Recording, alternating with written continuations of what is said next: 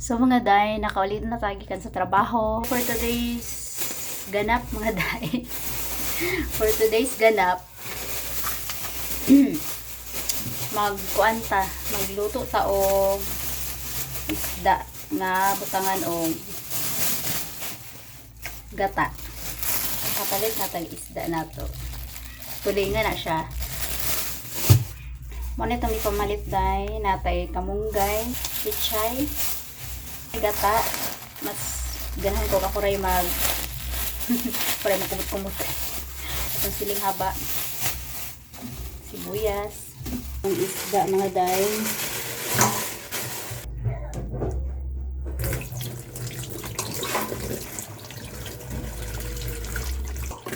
Kaning isa ka buo na isda is kuan siya 1/2 kilo, tag 130 ang 1/2, so 260 ang isa ka kilo.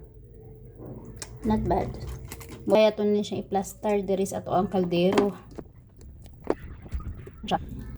Nya magandam ta sa itong panakot mga day. Kumusta man yung adlaw mga day oy? Okay lang tanan, pakuan, pahaba. Then, banana siya.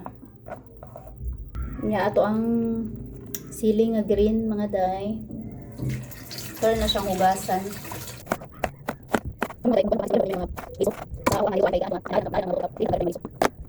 Nya ato ang pichay. Day hugasan na ni dili na siguro. Kamunggay.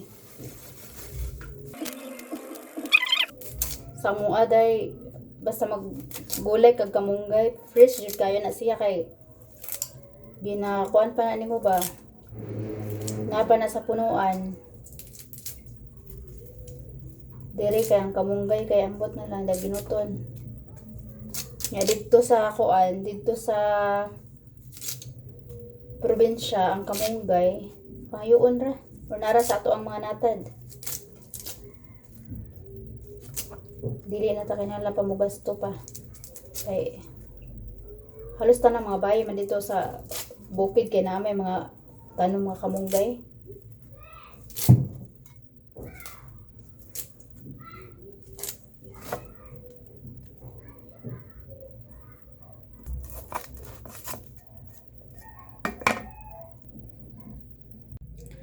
Mga day, magsugod na tagluto ani.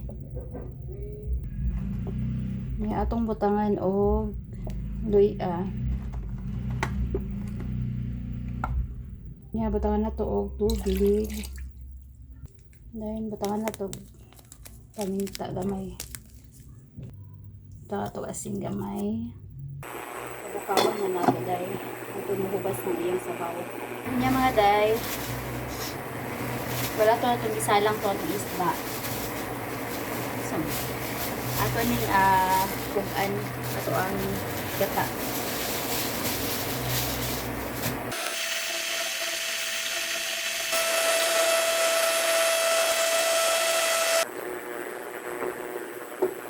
Ato ra siyang pahugason gamay mga day. Nya karon mga day, murag dali tagluto ron kay natay lakaw. Doon pag airport mga day, natay flight karon. Charot. Bitaw. Magsundo tas ato ang kuan mga day, ato ang Jusawa. Sundoon nato kay para sure na dari mo ulit. Charot. Haunon kay ato ning pritohon. Usa na to butangan og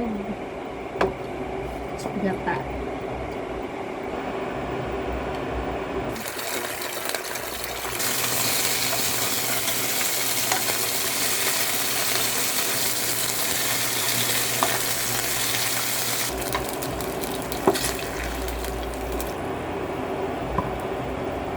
Gano'n na ito itong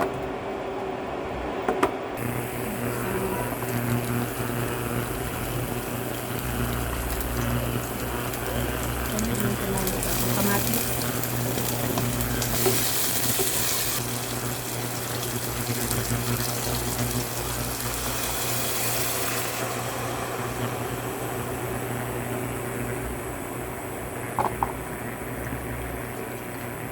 dili, tulingan, ito isda.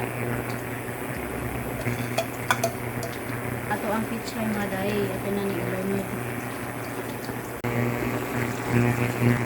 Yan mga day, ito na ni Leonard na itong kamunggay.